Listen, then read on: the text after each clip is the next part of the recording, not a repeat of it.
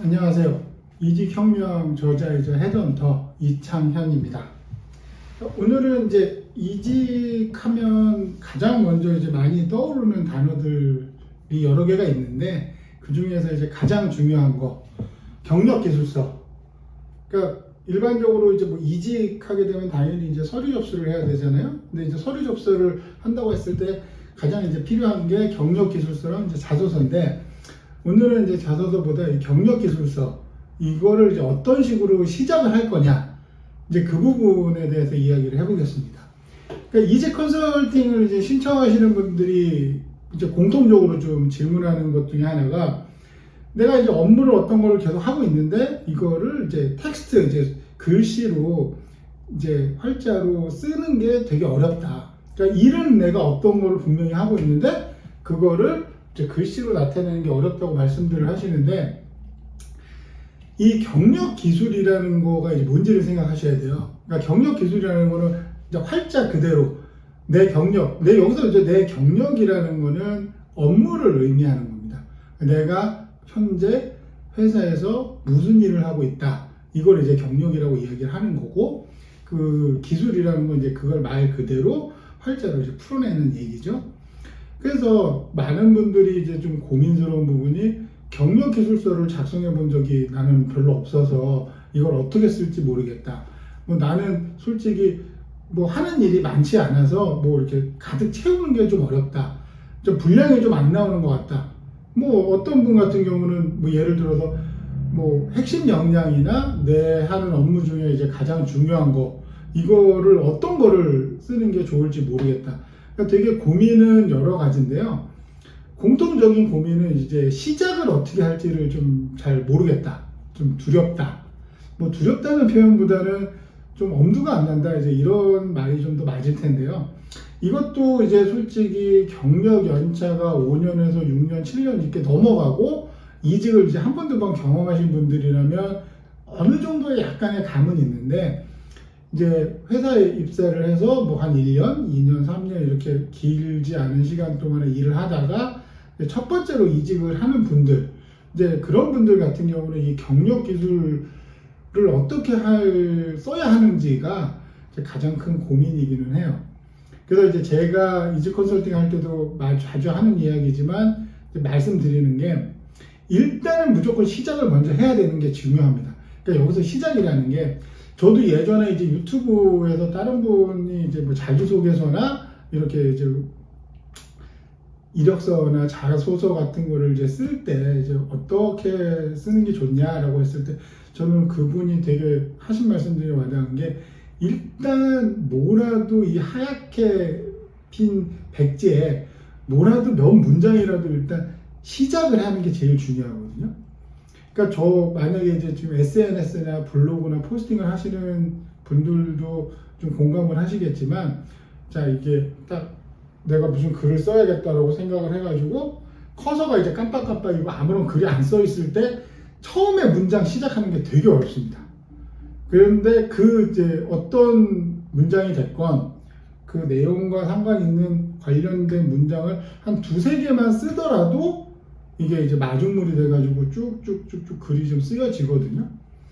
그러니까 경력 기술서를 만약에 쓰신다고 했을 때, 이게 난 도저히 어떻게 쓰는지 감이 안 잡힌다고 했을 때는 시작을 해야 되잖아요. 그럼 이제 시작을 하는 건 좀 쉽게 해야 됩니다. 그러니까 쉽게 한다는 말은 뭐냐? 아마 많은 직장인 분들이, 저도 그랬지만 이제 회사에 가시면 아마 전날에 작성하시는 분도 있고, 뭐 아침에 이제 업무 시작 전에 뭐 투두 리스트나 오늘 할 일 같은 걸 이렇게 쭉 적으시는 습관을 가지신 분들이 꽤 있을 거예요. 그러니까 뭐 아침에 하느냐, 전날에 하느냐, 뭐가 좋냐, 이거는 이제 뭐 개인의 취향 문제긴 하지만, 이제 그런 식으로 내가 오늘 아니면 어제, 만약에 이제 뭐 며칠 전이고 일주일 전이고 업무 내용은 잘 기억이 안 난다, 오케이, 상관없습니다. 그럼 이제 앞으로 하면 되니까 오늘 내가 했던 일, 예를 들면 메일을 쓰더라도 무슨 내용으로 메일을 썼는지, 어느 부서에 누구에게 어떤 내용, 어떤 일에 관련된 메일을 썼는지, 이거를 하나하나 다 리스트업을 해보는 거예요. 그 얘기는 내가 회사에서 업무와 관련된 활동을 다 적는 겁니다. 그러니까 어떻게 따지면은 뭐 그냥 일지의 개념이 될 수도 있겠죠. 그거를 그러니까 첫날에 만약에 누구에게 통화를 하고, 다만 이제 전화 통화를 했을 때에도 분명한 목적, 내가 왜 이 사람하고 전화 통화를 했는지, 어느 부서 뭐 협력업체가 됐건 같은 회사 내부의 사람이 됐건 그 사람의 누구하고 뭐 때문에 내가 통화를 했는지 이렇게 딱 한눈에 보더라도 좀 파악이 되게 자세하고 좀 구체적으로 쓰실 필요가 있어요. 그렇게 하루 이틀 한 3, 4일 뭐 정말 많이 잡아야 뭐 월요일부터 금요일까지 해서 아마 그 제가 말씀드린 일들을 다 쓰신다고 하면 아마 A4지로 몇 장은 나올 수도 있을 겁니다. 왜냐하면은 그 여태까지 했던 리스트업들 중에 분명히 중복되는 것들이 분명히 존재할 거예요. 그러니까 같은 사람에게 같은 목적으로 통화를 했다거나 메일을 했다거나 이렇게 좀 겹치는, 소위 말하는 이제 교집합적인 부분들이 분명히 존재를 할 거기 때문에 그렇게 5일 정도 쭉 리스트에서 소위 말해 자기의 업무 데이터를 수집을 하는 거죠. 그래서 이렇게 수집을 해 놓으면 그 다음은 아까 조금 전에 말씀드린 대로 이제 공통적인 부분을 묶어버리는 거죠. 그러니까 같은 내용은 이제 제외를 하면 결국에는 일주일 동안 내가 무슨 일을 했는지, 내가 현재 우리 팀에서 어떤 업무를 하고 있는지 그게 쭈루룩 데이터화 돼가지고 한눈에 보기 좀 좋게 나올 겁니다. 그거부터 시작을 하는 게 일단 첫 번째예요. 그게 되면 일단은 내가 경력 기술이라는 부분에서 쓸 때 기본적인 이제 글감, 소재를 확보를 하게 된 거죠. 이게 왜 중요하냐면 사람이 기본적으로 어떻게 머릿속으로 상상하는 거, 생각하는 거, 아, 내가 이런 일을 했던 것 같아. 나는 이런 일을 하나? 뭐 어떤 일을 하나? 이것하고 실제로 활자화돼서 내 눈앞에 나와 있는 문서하고는 굉장히 차이가 큽니다. 그러니까 내가 머릿속으로는 알고 있다고 하지만 실질적으로는 정확히 모르는 것들도 하나하나 글씨를 써서 문서화를 시키면은 그건 이제 좀 더 내 확실한 이제 지식이 되는 거거든요. 그렇기 때문에 내가 경력기술서를 쓰기 좀 힘들다. 어떤 식으로 시작을 할지 모르겠다. 내가 하는 업무를 정확히 난 잘 모르겠다. 그러면 이 방법을 쓰시는 게 가장 좋습니다. 길어야 일주일 이상 하실 필요도 없고, 제가 봤을 때는 한 3일 정도면은 어느 정도 이게 업무 루틴한 그게 돌아가기 때문에 충분히 본인의 업무에 대해서는 확실히 파악이 되실 거예요. 그래서 이 방법이 좋은 이유가, 이 방법의 또 다른 장점은 하나 또 뭐가 있냐면 내가 하고 있는 일이 무엇인지 본인이 확실히 파악이 된다는 거죠.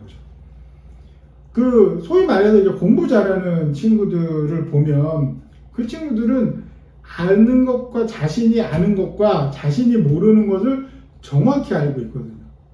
그러니까 아는 거는 확실하게 더 알기 위해서 공부를 하고, 모르는 것은 내가 이걸 모르니까 알기 위해서 공부를 하고, 확실히 이렇게 선택과 집중을 하는데 굉장히 좀 특화되어 있는 상황이거든요.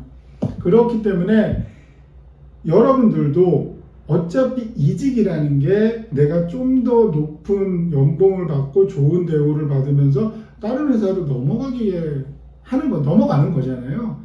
근데 이제 그 넘어가는 거를 결정하는 가장 중요한 거는 본인의 업무 역량이고, 그럼 내가 내 업무 역량을 높이려면 현재 자신의 상황, 내가 어떤 업무를 하고 어떤 식으로 일을 하는지를 파악하는 게 중요한 겁니다. 그렇기 때문에 반복해서 말씀드리면 경력기술서를 나는 어떻게 시작을 할까? 일단 자신의 활동을 하나하나씩 다 기록을 하시라는 거죠. 그거부터 시작을 하면 그 다음에 스텝은 좀 더 이제 좀 수월해질 거고, 확실히 자신이 어떤 업무를 하고 있는지 아는 사람은 그렇지 못한 사람하고 업무 관련해서 이야기를 할 때 분명히 차이가 나고 티가 날 겁니다. 그래서 일단은 내가 이렇게 자신만의 업무 데이터를 이제 지금 수집을 하고 만들었잖아요. 그 다음에 하실 거는 아마 많이 들어보셨을 겁니다. 이제 그룹화, 소위 말해서 카테고리를 만드는 거죠. 처음에 우리가 이 업무 데이터를 가지고 했던 작업은 이제 반복되거나 공통적인 업무 활동들은 이제 제외를 했고, 그 다음에 해야 될 거는 이 업무들을 몇 가지로 그룹화를 시켜야 되는 거죠. 이 그룹화를 시켜야 되는 가장 큰 이유는 그룹화가 되지 않고 그냥 쭉 일렬로 리스트업이 되어 있으면 누군가가 이 업무 리스트를 봤을 때 이 사람이 정확히 이 팀에서 어떤 역할을 하고 이 사람의 주요 업무가 뭔지를 파악하는데 오래 걸린다는 거죠. 파악하기도 쉽지도 않고. 그런데 이거를 소위 말해서 이제 그룹화. 그러니까 그룹화라고 하면 많은 분들이 좀 감을 잡는 거에 좀 힘들어 하시는데, 그러니까 쉽게 말씀드리면 이제 워드에 말머리 기호가 있잖아요. 그러니까 당연히 예전으로 따지면 뭐 제목 1 하고 그 밑에 이제 소제목 이런 식으로 단계별로 구분을 짓는 건데, 이거를 너무 좀 한눈에 보이거나 좀 특이하거나 뭔가 좀 다른 사람이 봤을 때 와, 이 사람 정말 그룹화가 정말 잘 됐다 이렇게까지 생각하실 그렇게까지 하면은 좋겠지만, 이제 그게 어렵다면 일단은 그룹화를 지어 놓는 것부터 시작하시는 게 중요해요.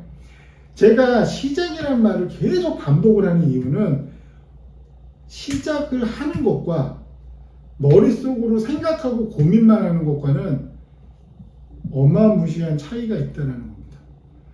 누구 말대로 한 사람은 계속 머릿속으로 나 경력기술서 써야 되는데 어떻게 쓰지?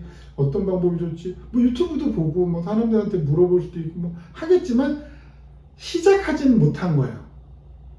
머릿속으로만 생각한 거지. 근데 다른 사람은 어찌됐건 내가 뭐 되든 안 되든 이 업무가 중요하든 중요하지 않든 잘하든 못하든 내가 하는 업무에 대해서 쭉 쓰면서 일단 이 사람은 업무에 대한 파악이 됐기 때문에 머릿속으로만 이 생각하고 한 사람보다는 실질적으로 한 스텝 앞서 나갈 수 있다는 겁니다. 그렇기 때문에 그룹화에 대한 것도 결국에 어떤 의미냐, 그냥 내가 내 업무를 그룹화를 지어보는 게 그런 시도 자체가 굉장히 중요한 거고요. 또 뭐 이거를 그룹화를 한 번 했다고 바꿀 수 없는 게 아니잖아요. 어차피 내 서류고 내가 어딘가에 이직을 하기 위해 이력서를 제출할 때 수정하면 그만입니다. 근데 이게 결국에는 어떤 서류, 내 경력기술서 같은 경우도 계속해서 수정을 하고 가다듬고 해야지 결국에는 이제 완성형에 가깝게 되는 건데, 이런 기본적인 재료가 없으면 뭐 다듬을 수 있는 상황도 아니고 뭔가 이걸 개선할 수 있는 상황도 아니잖아요. 그러니까 결국엔 내가 개선도 하고 수정해서 완성형으로 만들어 나갈 수 있게 기본 바탕을 만들어야 한다는 게 오늘 얘기의 포인트입니다. 그러니까 다시 말씀드리면 경력기술서를 어떻게 쓸지 난 도저히 감이 안 잡힌다. 그러면 첫 번째, 하루에 자신이 했던 메일이든 미팅이든 전화든 자신의 업무 활동 하나하나씩 다 적어보세요. 그냥 쭉 리스트업을 하십시오. 그렇게 하루 이틀 3일 뭐 그거는 본인의 상황이나 역량에 따라서 좀 조정을 하시고, 그렇게 해서 만들어진 자신만의 업무 데이터를 가지고 그룹화를 지어보는 거, 그게 경력기술서를 완성형으로 완벽하게 쓸 수 있는 가장 중요한 첫 번째 단계입니다. 이 점을 꼭 잊지 마세요. 일단 시작이 정말 중요합니다. 시작을 해야 그 다음 단계로 나갈 수 있다는 거. 생각만으론 분명히 뭔가 자신이 생각을 하고 있기 때문에 무엇인가 자기는 지금 아무것도 안 하는 건 아니다라고 생각하겠지만 실질적으로는 한 게 없는 거죠.